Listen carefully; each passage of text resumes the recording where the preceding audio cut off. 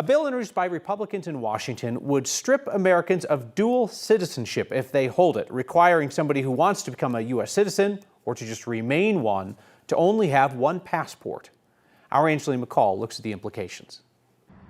In Washington, D.C., there's an effort to do away with dual citizenship, or when people can hold citizenship for the United States along with another country. So the implications of dual citizenship questions or eliminating dual citizenship through legislation are pretty profound. Immigration attorney Hans Meyer says it's less about what passports you hold, more about the sentiment. And I think the real question is, can you have citizenship in another country and still have an allegiance to the United States? And in the immigration process, one of the primary things people have to do to become a citizen is swear allegiance to the United States. If it passes, the bill would require dual citizens to write in and rescind their foreign citizenship to the Secretary of State.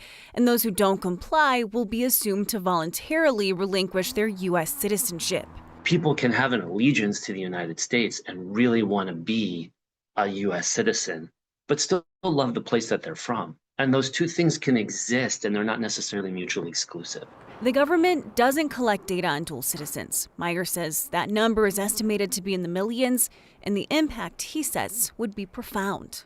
I don't think forcing a person to abandon part of their identity historically, prior to embracing becoming an American, necessarily serves, public interest. I don't think it serves necessarily the economy. And I don't think it ultimately makes the United States more safe or more of a unified country. There are plenty of countries that don't allow dual citizens, Japan and India, just to name a couple, who prohibit it. Meyer says the countries that don't allow dual citizens, though, are in the minority, Kyle.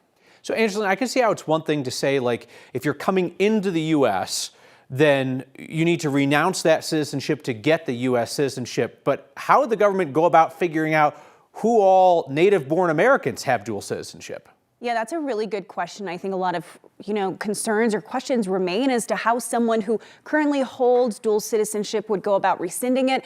And how would a government that didn't issue that citizenship then rescind it on your behalf? Only technically the government that issues it could do so. So there's a lot of, logistics here that haven't really been hashed out yet. All right, Angeline McCall, thank you.